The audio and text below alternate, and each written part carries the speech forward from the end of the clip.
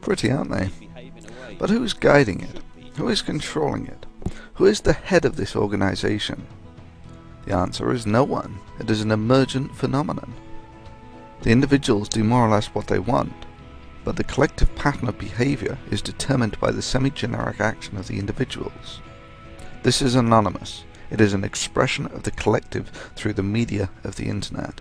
Try living a day without your mobile phone, electricity, agriculturally produced food, or the internet, and you'll realize how intimately our civilization and our lives are defined by technology. New technology changes the way we live. I mean, look at the car, for instance. So it was with the internet.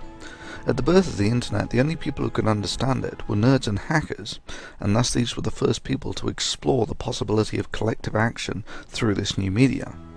They were the founders of Anonymous. However, technology has progressed that virtually everyone can understand and use this new worldwide communication media. The baby has grown into a giant. Anonymous is no longer the expression of a bunch of tech-savvy nerds. It is the voice of our collective values. To date, the largest emergent phenomena on the planet has been countries. Now, arguably, it is anonymous. There is no head, but the people express their opinions according to their personal values, and thus is the voice of the collective heard through the actions of the individuals. It is the ultimate in democracy.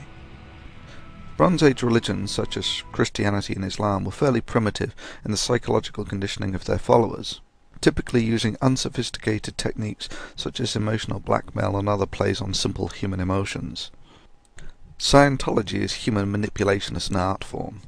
Scientology is the apex of immoral exploitation of human behavior. Scientology is a contrivance for abuse of people for profit. All other considerations are secondary to its primary self-centered function that serves no purpose for wider civilization. It is a cancer. Among the manipulations employed by Scientologists are: victims are encouraged to distance themselves from friends and family. This is of course separating and isolating the victim from any potential support structure that could make them aware that they are being conditioned by a cult. The victim is subject to auditing, a one-to-one affair for which the victim is perversely expected to pay for, sometimes involving large sums of money. The process involves a Scientologist asking a series of leading questions to make the subject feel they are a junior in an environment of authority, who they are repeatedly informed are only interested in their welfare.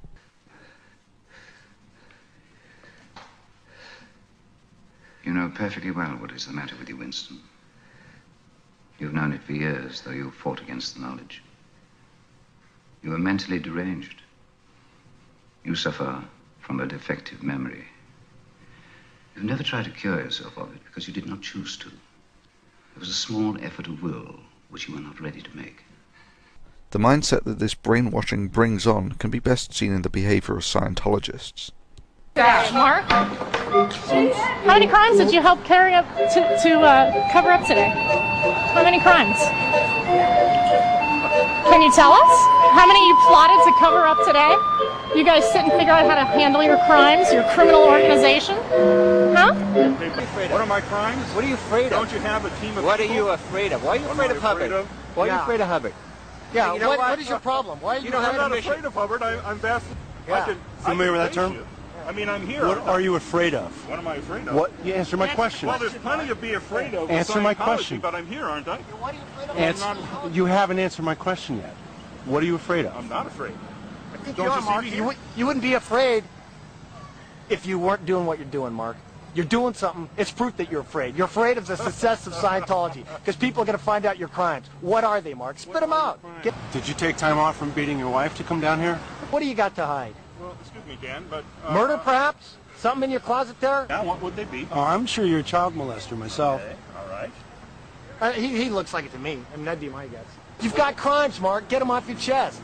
You know you got the crimes. You know you've done things. What is it? You tell us, Mark. What is it? What are your crimes? Criminal activities. What are your criminal activities, Mark? Because that's why you're here. You've got your own criminal activities you want to hide. Well, spit them out, Mark. That's all you're here for, to hide your own crimes. The technique is dogged and relentless, and conditions the victim to servitude. The information divulged is recorded by Scientologists and in documented cases has been used to intimidate individuals from leaving the cult or to preclude any would-be friends or family from providing help that would prevent indoctrination. Scientology is a hierarchical structure in which the initiates start off at an entry level and work up.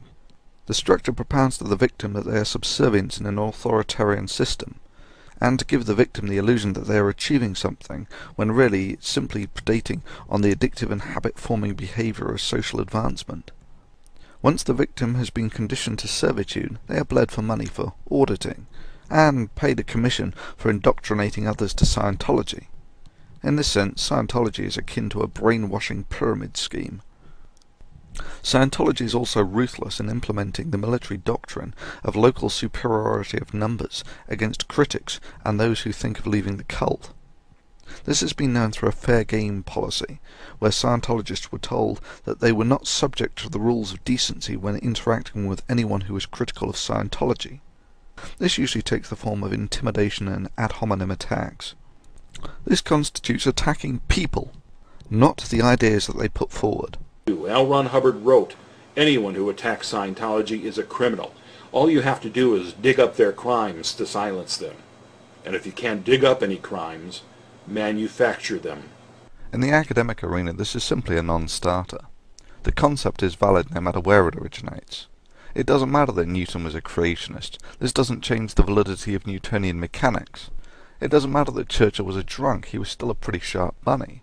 It doesn't matter that Jefferson owned over 100 slaves. This does not undermine his wording of the Declaration of Independence. This sort of behaviour violates virtually every aspect of human decency. It would be like showing up at a Truman White House press conference and repeatedly announcing, "I want you all to know that you're talking to the only man in history to use nukes on defenceless cities." The mere fact that Hubbard himself was saying such things shows that either Hubbard was a moron, or he was simply saying this to endorse intimidation of his organisation to anyone critical of it. We all have things that we don't want paraded around in public, and indeed that others simply wouldn't want to know. This is called privacy. Scientology actively violates this common statute of human decency to achieve its self-centered goals. Following people around is a form of intimidation.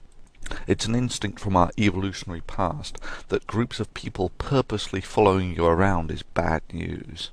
Well, I thought I had plenty of great footage, so I was leaving. Well, then I turned around and saw that my 3 pals were following me. Boy, you guys are good. You know, I was about to leave. We're not stopping you. Okay. It's nice of you to escort me.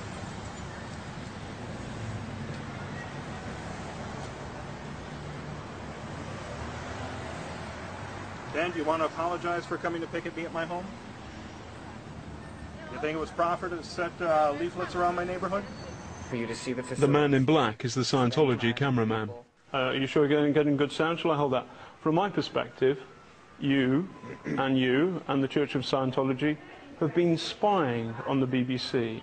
You have been spying on our hotel. We didn't tell you where we were staying, so you've been spying on us.